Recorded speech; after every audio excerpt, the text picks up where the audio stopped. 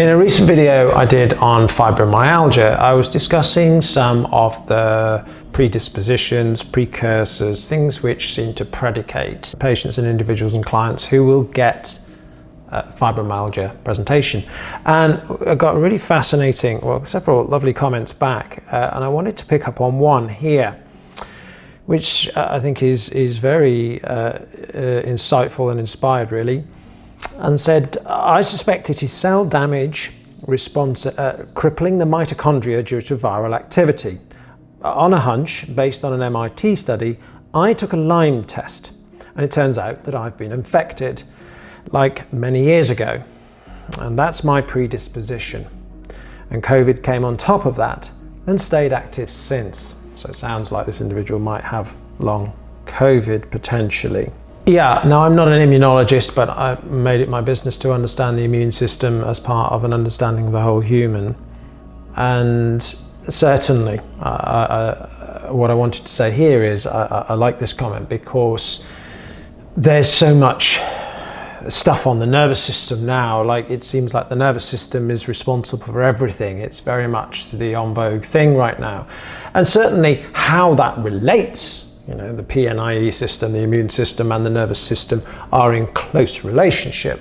So I don't think that you can look at one without having some understanding of the other. But I think this raises an important point, that things can begin, as I mentioned in something around Crohn's disease and inflammatory bowel disease.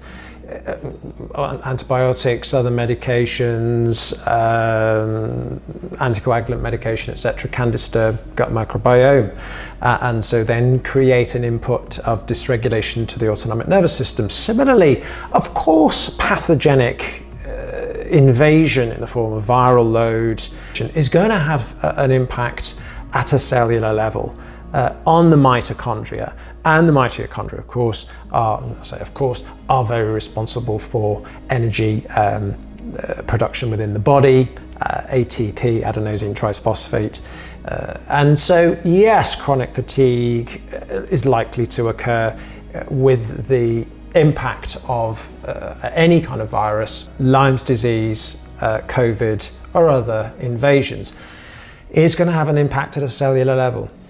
But of course the body is going to respond to that and be aware of that, and it tends to then have an impact when the immune system is active in that way. It's going to have an impact on the autonomic nervous system as well, and it's going to create this generalized dysregulation, dysautonomia as part of that process, and then the other pathologies, the fibromyalgias, etc., will ensue.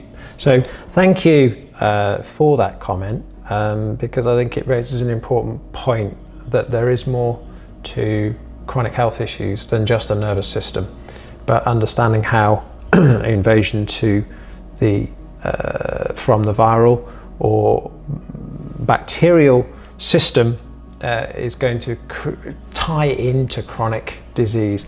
And I've got several patients where I've worked where Lyme disease has either come on top of some early stress physiology responses and just caused the system to completely struggle and manifest with all sorts of chronic health issues. So Lyme disease, if you're struggling with that and not recovering from that, it may not just be that you've got this virus remaining in the system that you can't do anything about, which is often the conventional thinking.